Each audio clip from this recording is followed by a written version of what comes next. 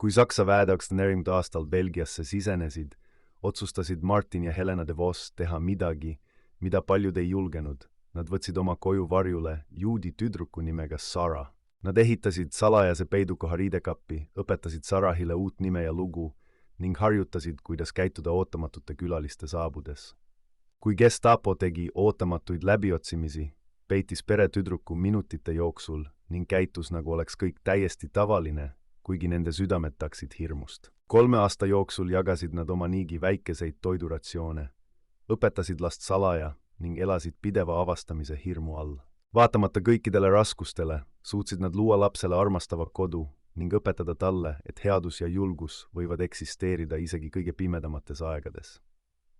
1944. aasta septembris, kui Belgia vabastati, sai pere teada, et Sara oli ainus ellujäänu oma perekonnast ning nad otsustasid teda kasvatada kui oma tütart, hoides elavana mälestust nendest, kes ei elanud sõda üle.